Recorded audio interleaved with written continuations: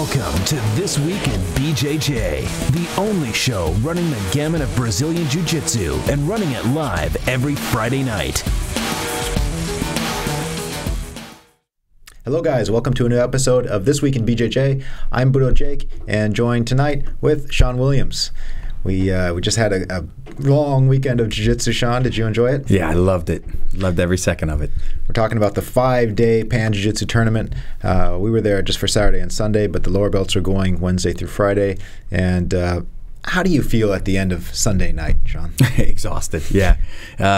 Fulfilled and exhausted, yeah. Because I coached earlier in the week, so I was there almost every day. And then watching the black belts and the brown belts is like, your mind is full, completely full. Right.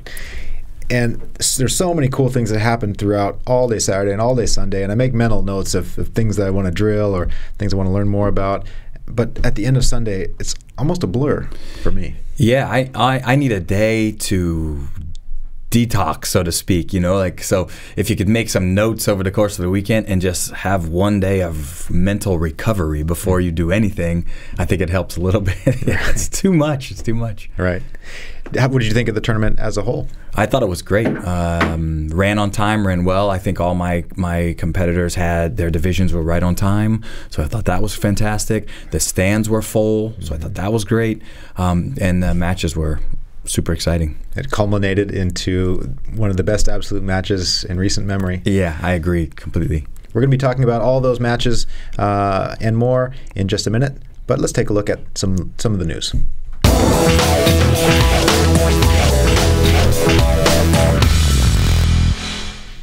We're going to start off with an unfortunate topic.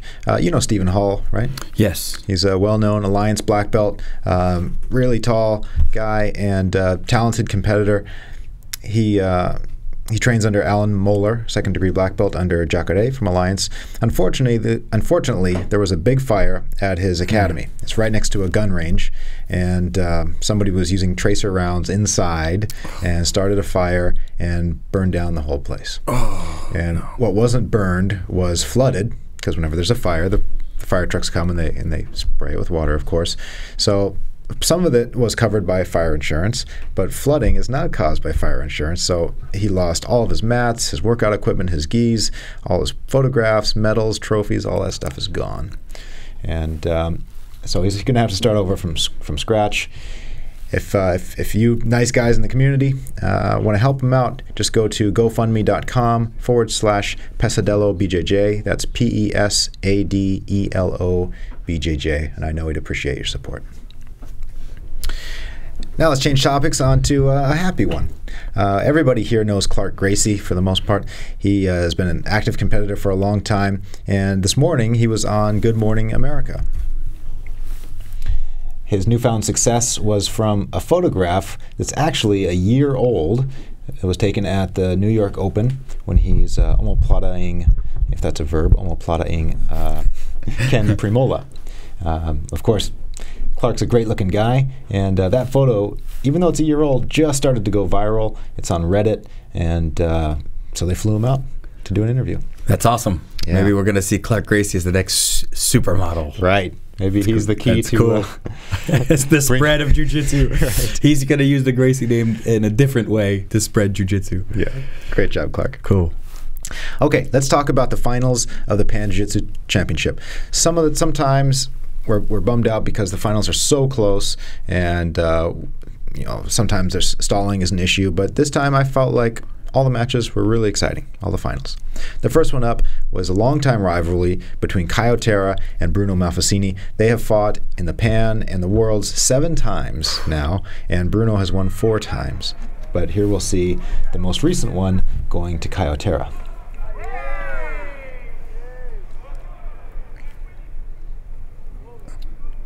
It was a really exciting match. I mean, here I think Bruno could have swung his left leg through that gap. You think he could have finished that? Yeah, I think if he would have swung the left leg, it would have been in trouble. You never know about finishing. I mean, Caio's so crafty. Right. But it could have put a little bit more jeopardy on the situation. Okay. Bruno going for a footlock. I've never seen Caio submitted with a footlock. Me neither. When the matches are this close, they'll do anything to get an advantage. Yeah. Yeah. Caio really showed his technical prowess just like shined in this match, you know. Yeah. And he hit a very cool reversal to give him the lead, and that was it. And he was close on a calf slicer at one point too, wasn't he? Yeah. So the rivalry continues. Caio gets it close to even there. Right, almost even. 4 out of 7 has gone to Bruno. Next up was Guilherme Mendes versus Lercio Fernandes. This was the light featherweights.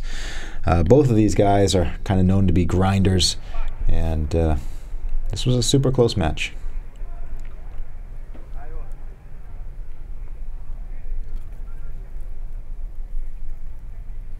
Guilherme is brother to Rafa Mendes, who we'll see in just a bit. Yeah. Both of these guys are incredible here. Yeah, this was an intense match. It was very close. I think he ended up winning by an advantage or two. Mm-hmm.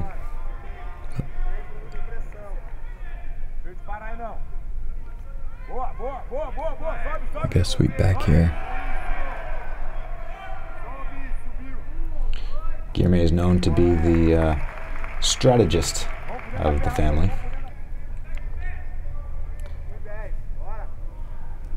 Well aware of the clock and the score. Yeah, it's a good shot. You could see him checking out the clock, making sure he gets his score in time. Really, really nice done. At the highest level like this, the guys are so close in ability. Oh yeah, it's amazing. One little thing like that, done. Next up was Guilherme's brother, Rafa Mendes versus Cobrinha. This is the other huge rivalry. They have fought a total of 6 times in the Pan and the Worlds, with Rafa winning 5 out of 6. Wow. Cobrinha's only won the first time they met in the gi. But I thought Cabrinha looked better than he did the last couple of times in this match. Yeah, I think this is the Worlds was close, and then this one was close. So you can never count Cobrinha out. He's so crafty, so technical, athletic. You know, he's everything to win. Right. So, but Rafa just has his number right now, and did an excellent job of opening up and doing what he needed to do. I think he won because he was a little bit more offensive. You know, a little bit more pushing the fight. Near the end, Cobrinha was on top and looked like maybe, you know, was he just trying to hang on to make it look like he was on top of that? I think that's what ultimately was the decision. It was just the edge to Rafa for being a little bit more open and maybe a little bit more offensive, but so close. Yeah, and like you mentioned, Cabrinha was kind of just holding the position. If he would have moved, he probably would have been swept. Yeah, I think so too. I think he was defending for a reason.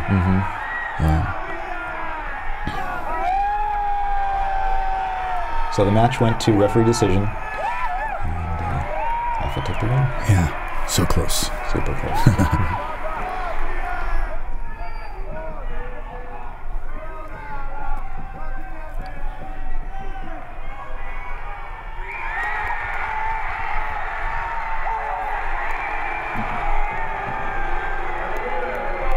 Both guys were such a treat to watch, though, the whole weekend. So.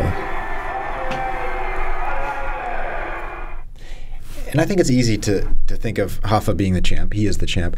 But Cabrinha beat all the guys right up to him, and it's so close. I know. But the perception is that first place is way better than second place. Yeah, I think Cabrinha doesn't have anything to be feeling bad about, but I'm sure he wants... Every athlete wants to get a gold medal. Right. But the truth is that he's always winning fans over and winning support, and that's important, you know, that he holds his head high. Yeah. Next up was Michael Langhi versus Lucas Lepri. They're both from Team Alliance, so this was a closeout.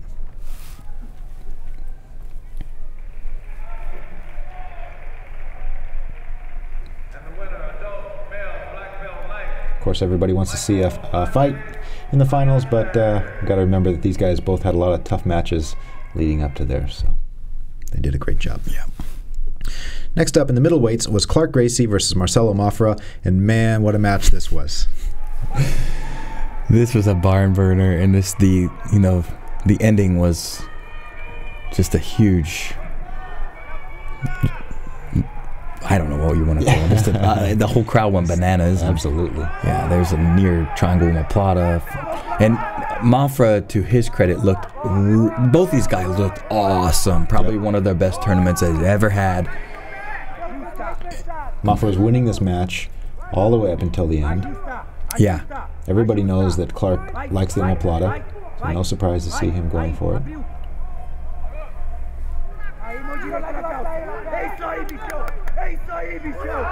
Almost passed. Mafra's coming out for a single. There's about 30 seconds left in the match. Mafra's winning. And Clark sets up his omoplata, but not just an omoplata. He goes immediately for the choke. Yeah. Dives that hand underneath, rolls through. Sweet. He knows he has it. Yeah, he does. There's the thumbs up. And lights up. Yeah. Man, it was so crazy because it was just constant movement for that last minute, and then to end with that statement at 25 seconds left. Right. I love it when you see guys just open up and go for it. Yeah. When they're down and they have to. Yeah, it's so fun to watch. That seems like that's when you see the best in a person. Yeah, and Mafra, to his credit, like I said, looked insane. I mean, he finished Gracies and wow, looked really good in that tournament. So yeah, huge win for Clark. Yeah. Next up was another closeout. This time, Team Matos. This is Andre Galvao and Gustavo Campos. And again, both these guys had some great matches leading up to this. Gustavo beat Romello Hall pretty decisively in his match right before this.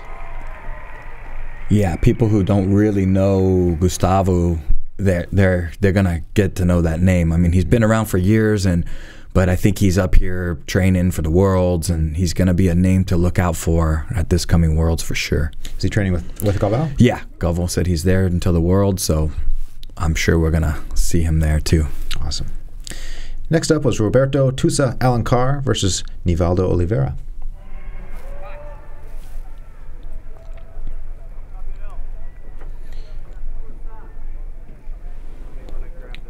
Tusa's a longtime competitor, been competing in the U.S. since 2006. Yeah, and Nivaldo, again, he's one of these names that are relatively new to the U.S. too, but really something else. He had a great weekend. He's going to be one of those other guys. Again, we're going to see him I would hope in the Worlds, and you're going to see his name a lot more in the future because he's really coming up nicely. Tusa's experience, I think, really had a big play on that win. Yeah. Next up was Leo Nogueira versus Gabriel Vela. This was the super heavyweight division.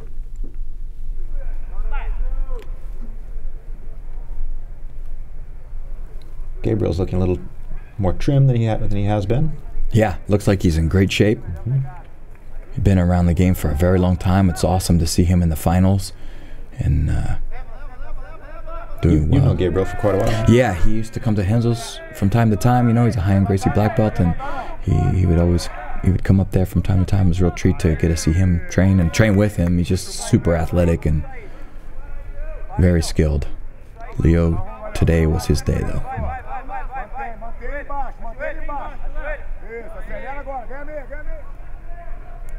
So much pressure. Leo passed that this way, I think, twice, and just too much pressure coming down on Vela.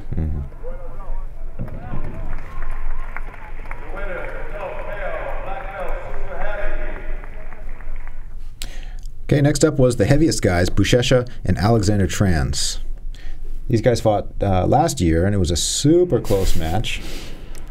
But I feel like Buchecha's just getting better and better. Yeah, I feel the same way. I think last year was just by an advantage. It was really close, but I think this, ever since last Worlds, well, Buchecha's just been on that path of getting better and better and better, and this tournament was no different. I mean, he was a monster, and really put a statement on this finals right here to a super tough Trans. Yeah. Mounted and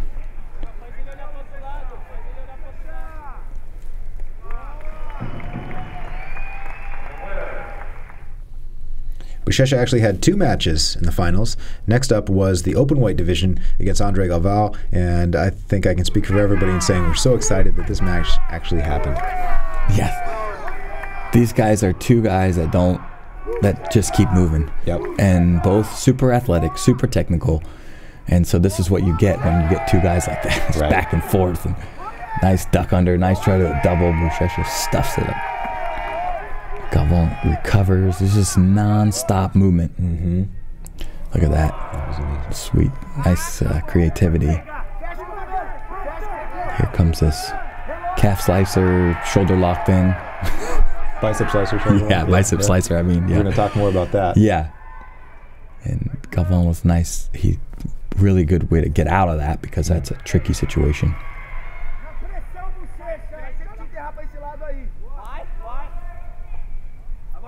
Tries a little arm lock. Probably going for the omoplata there, and then look at this. Near pass, get up, the clinch. Now an inside trip is coming. Wow. Wow. So and at that point, it was just down by 2 advantages now. Mm-hmm. But this omoplata sweep is going to seal it here. There was very little time left right there. I believe it was like less than a minute. So both guys are amazing competitors, and we got to remember that Galvao is fighting a guy a couple weight classes above him. Yeah, yeah. So another big news topic at the PAN was the fact that there was drug testing. The drug testing was carried out by USADA, the U.S. Anti-Doping Association, and this is something that was talked about for a long time. Yeah. Caio Terra was probably the most vocal of the guys asking for it, and who would have thought we'd actually have it in 2013.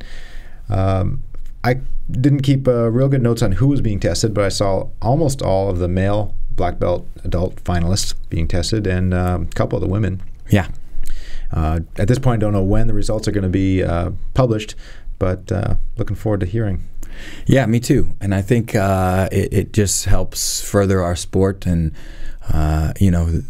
keep it on a level playing field, for sure.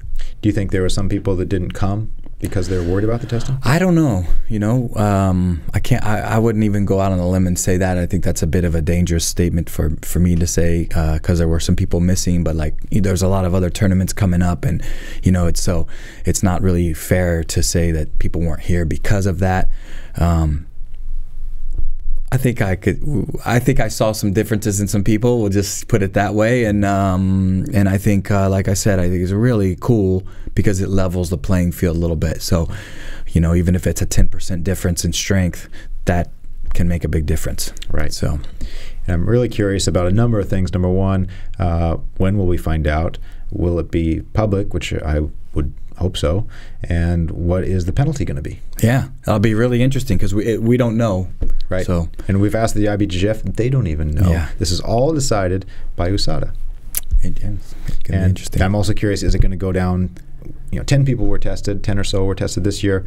Will it be 20 next time? Will it be more? Will it be less?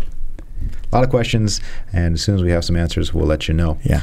We looked at a few of the finals, some highlights of the finals right now. A couple of the matches are up in their entirety on YouTube. We put up Marcelo Mafra versus Clark, Gracies, and also Buchecha versus Andre Galvao. So you can see those in their entireties on YouTube. We also have over 20 hours of footage, basically the replay from all day Saturday and Sunday. That's available on BudoVideos.com for $15. All right, got plenty more things to talk about, but let's take a quick break.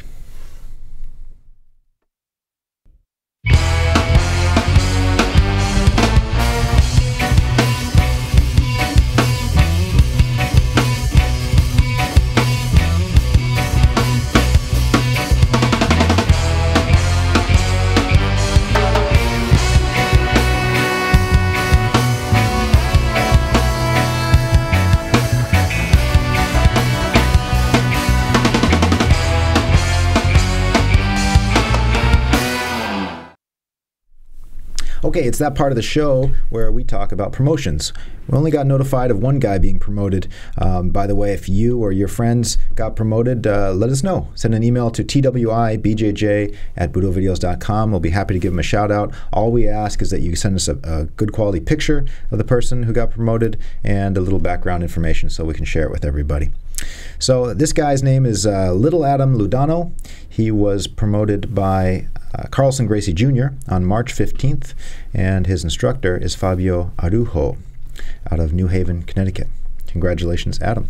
Yeah, congratulations. I actually had 2 guys get black belt recently too. Oh, if I can, yeah, absolutely. Michael Soto and Taka the Badger. Yeah, so 2 of those guys took their test. And so you have a test. I have a black belt test, yeah. Some of you might not know, but in Jiu-Jitsu, some schools have tests, some people don't. What does your test entail? It's really dependent on the individual. This test was 2 hours long, and for these 2, it was grueling and exhausting, and it was super cool to see you could see them going through, like, literally in the facial expressions, like confront all their fears, go through them, and then triumph. So it was pretty cool. What's your idea of the test? What's your philosophy? You're trying to push them past their... Yeah, I think, like, each individual, I think, is very different. Like, you're going to have some people that they don't have problems facing their fears. That's not their issues. Or some people are going to be more on the technical side. You want to see what techniques that they have. Other people, maybe it's, you know, as a black belt, as I get further and further into my black belt and martial arts career, it's something that's really big for me is to let go of the ego and to be a responsible human being, not just like awesome on the mats. So that's sort of part of the test, to see how these people have improved throughout their martial arts life. So it's pretty cool. And when you have a guy like Taka, who he's 55, I believe now, saying that martial arts has become the most important thing in his life and has turned him around, even in his work life, made a difference. It's huge, you know. It's very emotional, and that's the real goal, you know. Change people's lives, not just have killer guys on the mats. Right. Is there a verbal portion of the test, or is it all physical? It's physical, technical, to make sure that their techniques are, and then there's a question and answer part, yeah, and then for these 2, that was pretty much it. These 2 guys are both solid individuals, and, you know, I've seen them change through their training. It's pretty amazing, you know. Did they start at white belt with you? Mike Soto actually started before me at Renzo's, and it's funny that he ended up here, I ended up here, and it was just by chance, you know. I hadn't seen him for like 3 years before I, you know, not even contacted, and then all of a sudden he walked in when I was in Redondo Beach when I first came to LA. He walked in and said, "Well, what are you doing here?" I said, "What are you doing here?" So he was actually training before me, and then Taka was a blue belt when he came to me back in Redondo Beach as well, way back then. So you mentioned making them face their fears. How do you make them face their fears in a testing situation? You know, certain people, I think, getting. I mean, I think it's different with everybody, but getting finished by, I brought in people in the test that they don't, you know, you wouldn't want to be finished by these people, and that sometimes can be really challenging for an upper belt, like a brown belt ready to go black belt, is to be finished by someone that they normally wouldn't be finished by. But these guys were so exhausted that there's no choice, you know. There's no choice but to tap. And sometimes I think we see the ego come out in the sense that, like, no, I'm not going to tap to you. And then maybe an athlete would get hurt, or and also rolling.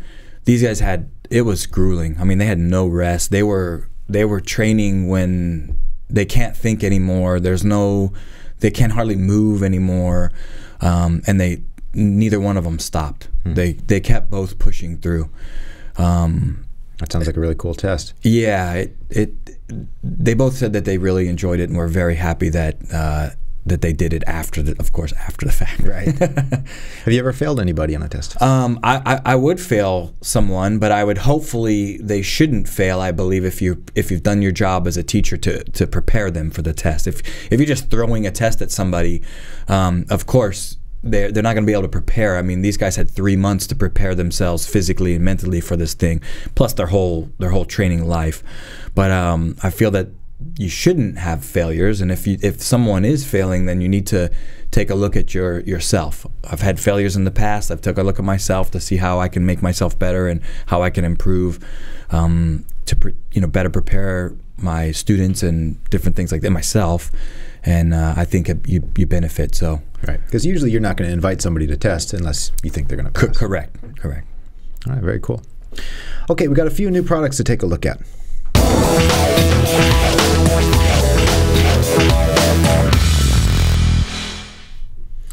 training in the gi, there's always the necessity to train our grips. And there's a lot of grip training tools out there, but not a lot of them that are gi specific.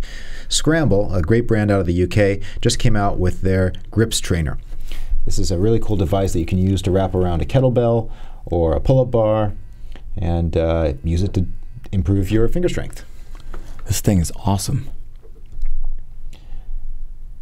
Yeah, that's cool. You can get creative with the grips. Of course, you can do a pistol grip or spider guard grip. Yeah, that's super cool.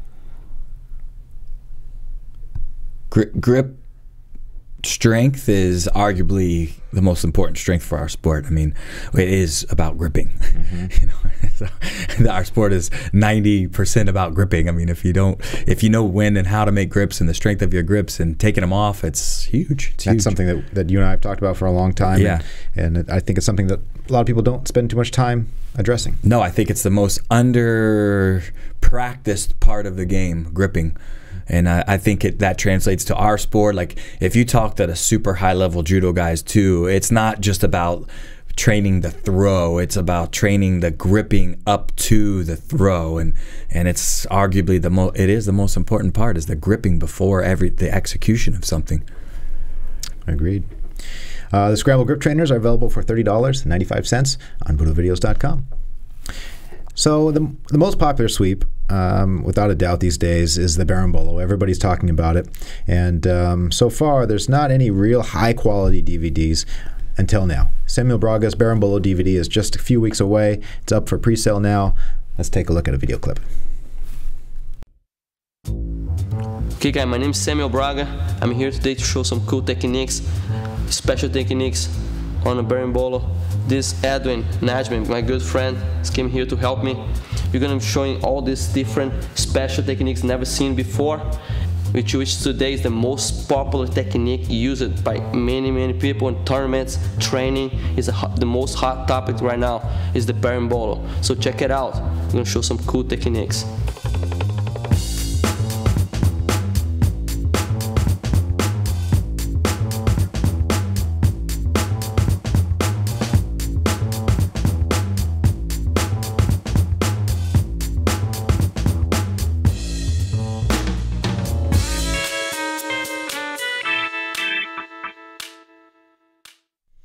One last product to talk about, and that is an awesome documentary called The Gracies and the Birth of Vale Tudo.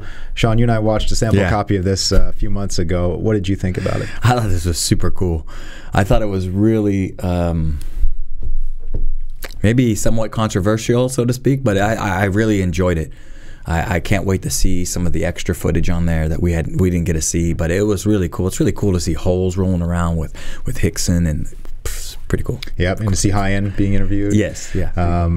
A lot of people complain about Gracie documentary products being too far one side or the other, and by that I mean Helio's side or Carlos's side. This one I thought was fairly balanced between the two, and brought up a lot of things that, regardless of how long you've been training, you probably haven't heard before. Yeah.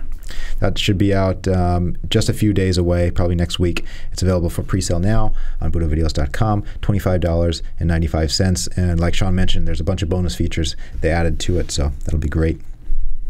Okay, let's take a look at some viewer email.